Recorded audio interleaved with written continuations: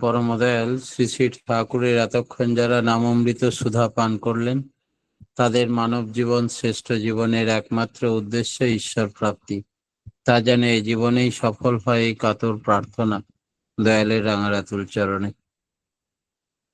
আমাদের এই সমাজ তিনটে জিনিসের উপরে, ভিত্তির উপরে দাঁড়িয়ে আছে। ঠাকুর বললেন এই তিনটে জিনিস কি? দীক্ষা, শিক্ষা আর বিবাহ। তাই উপযুক্ত বয়সেই দীক্ষা মানুষকে দক্ষ করে তোলে সব জীবনে। বিবাহ জীবনেও যদি দীক্ষা না নিয়ে কেউ প্রবেশ করে, তাহলে অদক্ষতার গুপ্ত ছুরি তাকে শেষ করে দেয়। তারপরেই শিক্ষা। আগের নিয়ম ছিল আর্য ঋষির দেশে ভারতবর্ষে, যে গুরু গৃহে গিয়ে প্রথমে দীক্ষা গ্রহণ করবে, তারপরে শিক্ষা গ্রহণ করবে, তারপরে বিবাহ জীবন বা সংসার জীবনে প্রবেশ করবে। এইটা যখনই ব্রেক করলো, সমাজের অধঃপতন নেমে এলো, অবক্ষয় নেমে এলো। তাই ঠাকুর চেয়েছেন যে 5-6 বছর বয়সেই নাম দিয়ে দাও, আর 12 বছর বয়সেই সৎমন্ত্রে দীক্ষা দাও। তারপরে উপযুক্ত শিক্ষা লাভ করে ইষ্টে কেন্দ্রায়িত জীবন লাভ করলে তবেই সেই বিবাহের উপযুক্ত পাত্র হবে, অথবা হবে না। আর এর ব্যতিক্রমে কি হচ্ছে?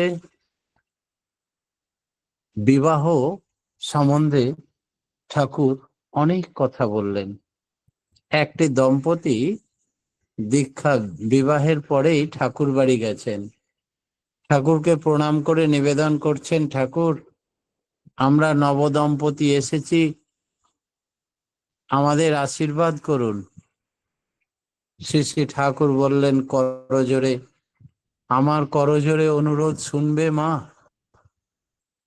তোমাদের কাছে মা বাবা, তোমাদের দুজনের কাছে আমার কাতর ভিক্ষা,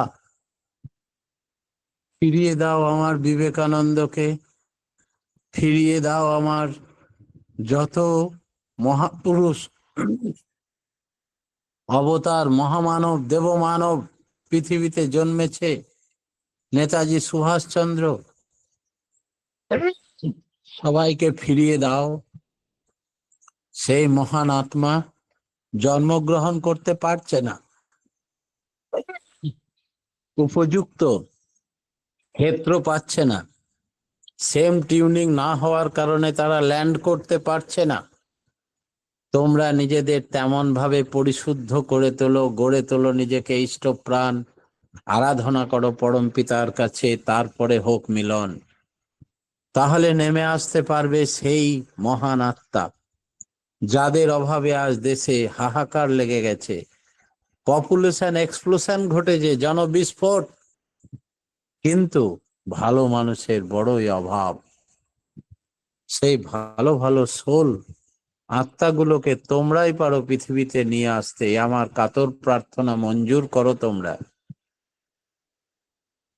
আসলে আমাদের জেনে রাখা দরকার বিবাহ কথাটা কি। বহু মানুষই আমরা বিবাহের সম্বন্ধে না জেনেই বিয়ে করে ফেলি। প্রথমেই মনে রাখতে হবে বিয়ে কথাটার মানে কি। বিবাহ কথার ধাতুগত বিশ্লেষণ হলো বিপূর্বক বহ ধাতু থেকে উৎপত্তি, বিযুক্ত বহ অর্থাৎ বিশিষ্ট রূপে বহন করা। শেষে ঠাকুর বললেন নারীর এই পুরুষকে সম্বর্ধন করার প্রবৃত্তি আর পুরুষের এমনতর ভাবে সম্বর্ধিত হবার প্রবৃত্তির সমাধানের প্রয়োজন হতেই বিবাহের সৃষ্টি। নারী চায় পুরুষকে উদ্বর্ধন করতে, পুরুষ চায় তাই নারীকে সর্বতভাবে বহন করে নিজের জীবনকে বিস্তারে পরিপ্লুত করতে। তারই নাম বিবাহ।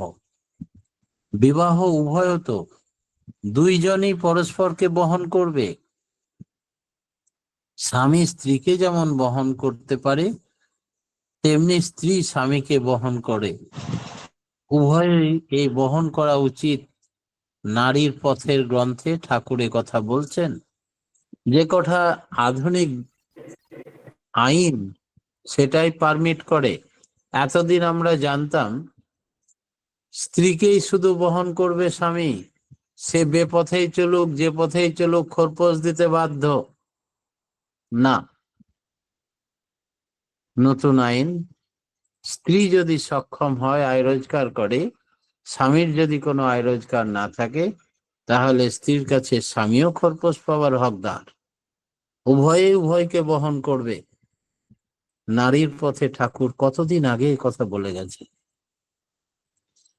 এই বিবাহের বৈশিষ্ট্য হচ্ছে দুটো, একটি হচ্ছে উদ্বর্ধন, আর একটি হচ্ছে সুপ্রজনন। তাই শ্রী শ্রী ঠাকুর তার একটা বাণীতে বললেন, উন্নয়ন আর সুপ্রজনন এই তো বিয়ের মূল, যেমনি তেমনি করে বিয়ে করিস না কো ভুল। অনুশ্রুতির প্রথম খণ্ডে বিবাহ অধ্যায়ে একথা ঠাকুর এই বাণীতে বললেন। উদ্বর্ধন মানে হলো উন্নতিতে গমন, আর সুপ্রজনন হলো সুসন্তানের জন্ম দেওয়া। আমরা প্রথমেই উদ্বর্ধন নিয়ে একটু আলোচনা করি, তাহলে ব্যাপারটা ক্লিয়ার হয়ে যাবে। আগে ব্রহ্মচর্য পালনের মাধ্যমে নিজেকে তৈরি করতে হয়, এরপর গার্হস্থ্য জীবনে প্রবেশ করা উচিত। অন্যথায় অধিকাংশ ক্ষেত্রেই সংসার জীবনে আসে নানা সমস্যা, নানা সমস্যায় জর্জরিত বহুল ব্যর্থতা বোঝা হয়ে দাঁড়ায়। একটি পুরুষ বিবাহ করার যোগ্য হয়ে ওঠে তখনই যখন সে তার ছাত্র জীবনে ইষ্টনিষ্ঠার ভেতর দিয়ে বিহিত অনুশীলনের মাধ্যমে সুস্থ স্বাস্থ্য সুন্দর দেহ মন, ধী শক্তি, সেবামুখর কর্মদক্ষতা ইত্যাদি লাভ করে। তাই ঠাকুর বললেন, ইষ্ট নাই করে বিয়ে, আগুন উঠে ফিনিক দিয়ে। বিয়ের যোগ্যতা অর্জন না করে বিয়ে করলে অশান্তির আগুনে ছারখার হয়ে যায় জীবন। কাজেই নিজেকে তৈরি না করে যে কোনো অবস্থার খেয়ালে খুশি মতো নিজে বিয়ে করলে তা উদ্বর্ধন হবে না। বিয়ে করার পূর্বেই প্রয়োজন ইষ্টের প্রতি অটুট নিষ্ঠা, তাই চাই আত্মনিয়ন্ত্রণ।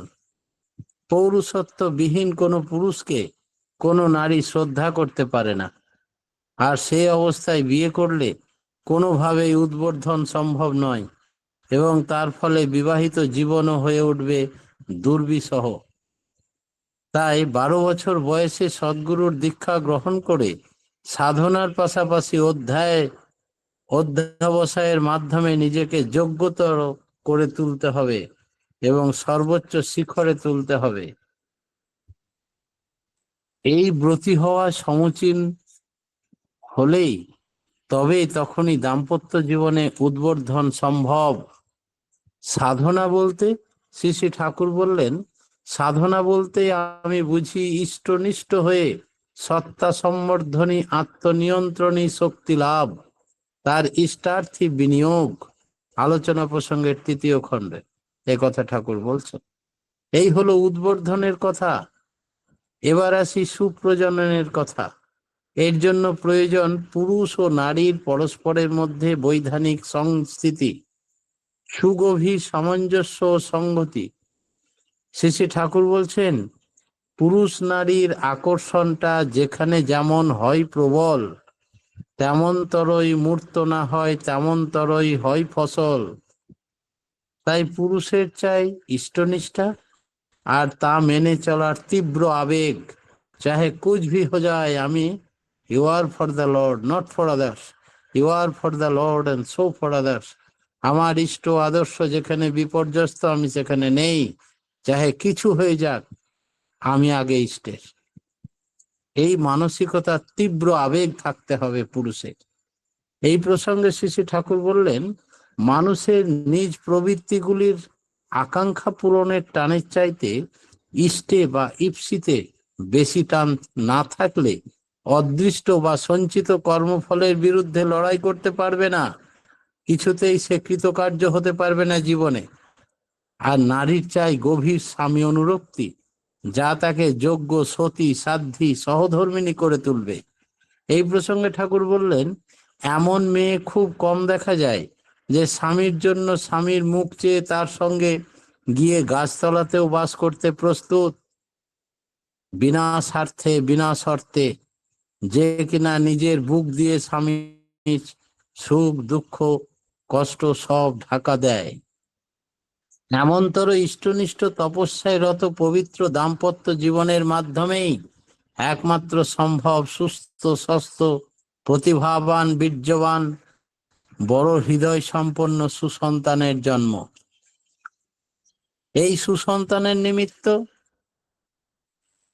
স্বামী স্ত্রীর মিলন কতটা সঙ্গতিপূর্ণ হওয়া উচিত বা প্রয়োজন প্রসঙ্গে শ্রী শ্রী ঠাকুর বললেন, স্ত্রীর যে ভাবধারা যেমনতর ইম্পালস দেয়, পুরুষ স্ত্রীতে আনত হয়, পুরুষের মস্তিষ্ক কেন্দ্র ব্রেন সেন্টারও তেমনতর এক্সাইটেড বা উত্তেজিত হয়।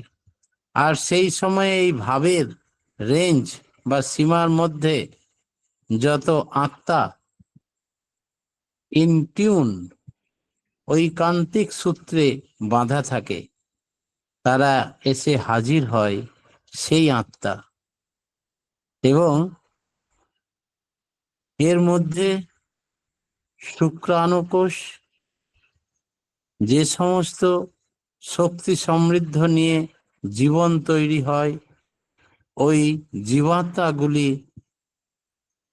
লাইফ বা জীবন দিয়ে চলৎশীল নরণশীল সঞ্জীব করে তোলে মানুষের শরীরের মধ্যে। তখন একটা আকুঞ্চনের ভাব হয়। তারপর স্ত্রী পুরুষের মিলনের সময় তারা ডিম্বাণুর সঙ্গে মেশার জন্য ছুটে যায়।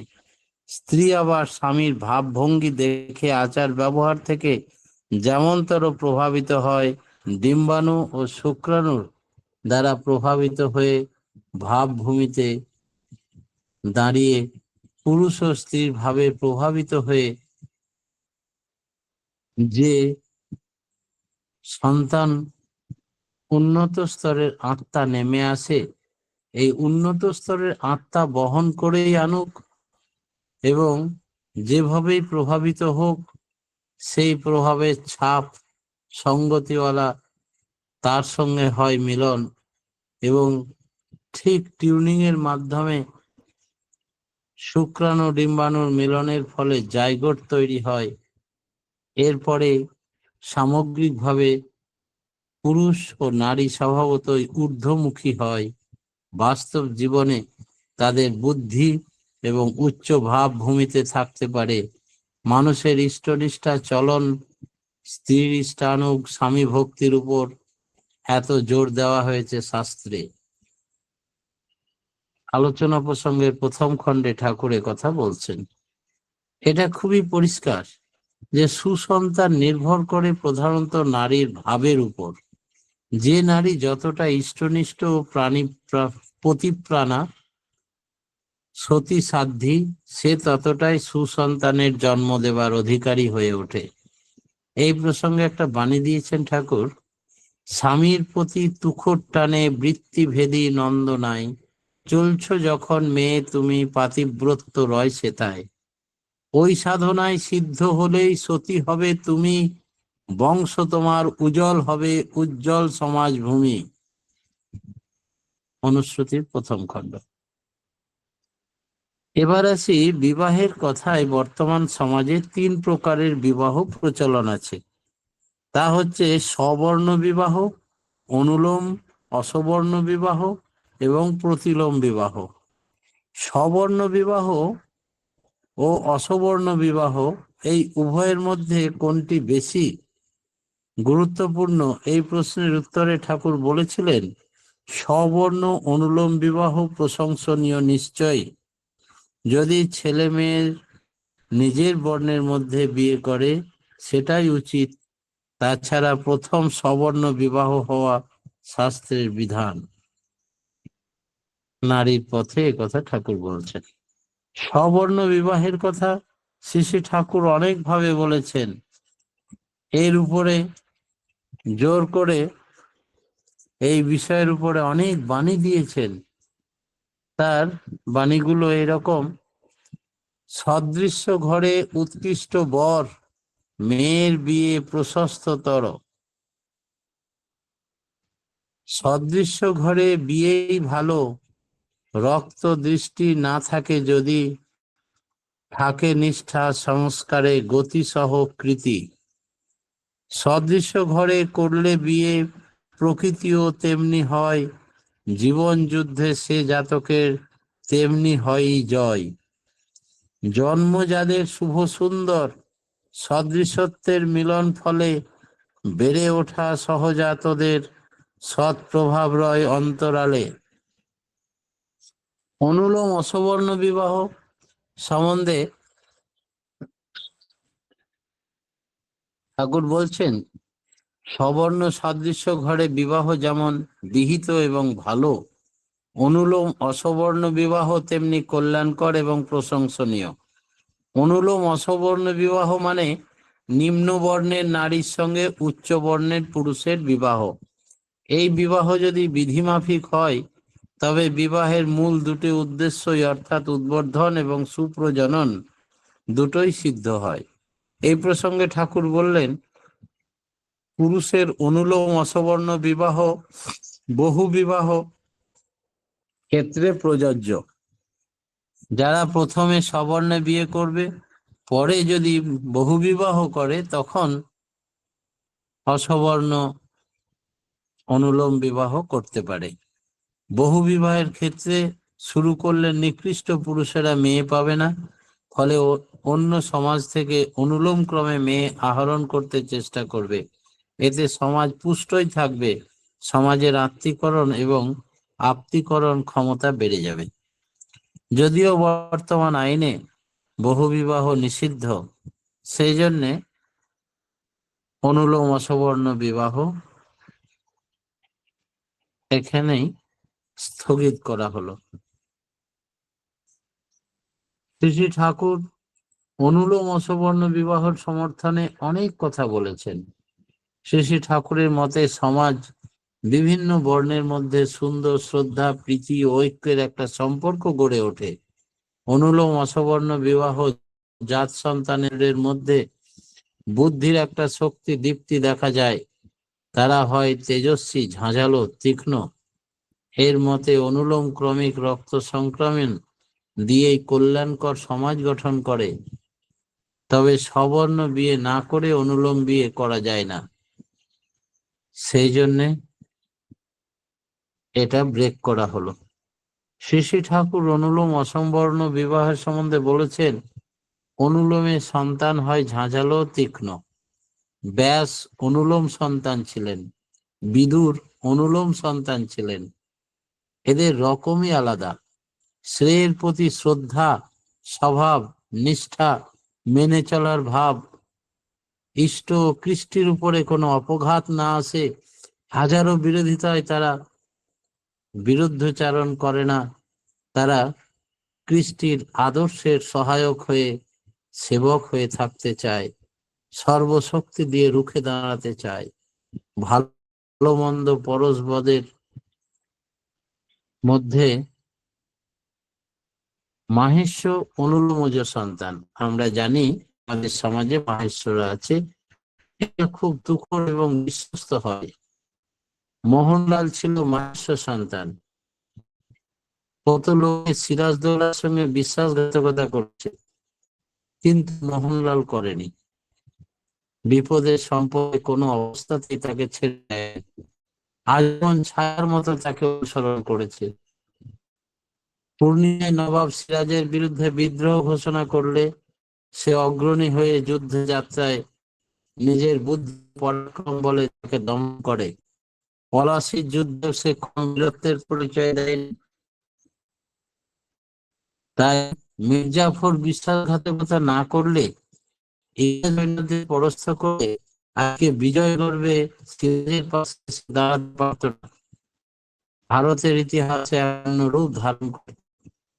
এই অধ্যায়ের কথা মনে পড়ে যে অনুলোম অসবর্ণ বিবাহের বিষয়ে ঠাকুর এত বাণী দিয়েছেন, যেমন উচ্চ বংশে মেয়ের নতি, তখন ঝাঁঝালো হয় সন্ততি। পুরুষের বিয়ে নিম্ন ঘরে, উন্নতিতে সমান করে, সমান বিয়ের ঝাঁজ, অনুলোমে বাড়ায় ঝাঁজ, প্রতিলোমে কুপকাত, বিশ্বাসঘাতক বংশপাত। উৎপন্ন বংশ বড়ে, নিম্ন জাতের বিয়ে, অনুলোম তাকেই বলে, সমাজ যাতে যাই উঁচিয়ে। অনুলোম বিয়ে হয় যদি, না মেলে যদি ধাত অনুকূল, অনুলোমও কিন্তু হয় না সার্থক, যাই রে বিয়ের ভুল। শেষে ঠাকুর একেবারে গোড়ায় হাত দিলেন। প্রতিলোম বিয়ে সম্বন্ধে কি বললেন? উচ্চ বর্ণজাত কন্যার সঙ্গে যদি নিম্ন বর্ণজাত পুরুষের বিবাহ হয়, তাকেই বলা হয় প্রতিলোম বিবাহ। মেয়েদের সহজাত প্রবৃত্তি হচ্ছে শ্রেষ্ঠকে বরণ করা, কিন্তু তার বিপরীত করে ফেলে যদি, কোনো প্রলোভনে পড়ে সাময়িক ভাবে মোহ আচ্ছন্ন হয়ে যদি কোনো নারী উচ্চ বর্ণের, উচ্চ কুলের, উচ্চ বংশের হয়ে পুরুষ বিয়ে করে ফেলে, তার অন্তর্নিহিত সত্তা কিন্তু সেই পুরুষের প্রতি মুখ হয়েই থাকে, পরিবেশে তা প্রকট হয়। এটা যে শুধু মানুষের ক্ষেত্রে তা নয়,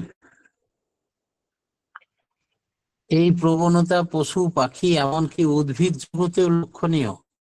তাই শ্রী শ্রী ঠাকুর এই তীব্র বিরোধিতা করেছেন, কারণ প্রতিলোমজ সন্তানের কোষ সংলগ্নতার সংগতি ঠিক থাকে না। ফলে প্রতিলোমজ সন্তানের মধ্যে অকৃতজ্ঞতা থাকবে, প্রলোভন থাকবে, আত্মম্ভরিয়া থাকবে এবং দোষ থাকবেই। সকল ভালোর মধ্যে খারাপ দেখে বেড়াবে। এই বিবাহকে সর্বতোমুখী ভাবে বলেছেন সর্বনাশা। এই সর্বনাশা জিনিস বলে তিনি অভিহিত করছেন। তাই তিনি আবার নিষিদ্ধ করেছেন প্রতিলোমজ বিবাহ। প্রতিলোমজ সন্তান কি ভালো দেখা যায় না? কোন এক দাদার এই প্রশ্নের উত্তরে ঠাকুর একদিন বলেছিলেন, আমি তো দেখি না জীবনে, তোমরা তো গিয়ে দেখো যদি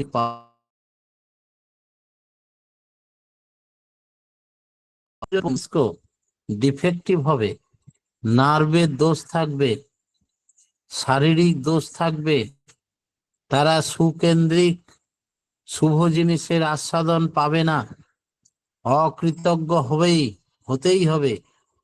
আলোচনা প্রসঙ্গের 12 খণ্ডে 71 থেকে 72 পাতায় একথা ঠাকুর উল্লেখ করেছেন। প্রতিলোম বিবাহ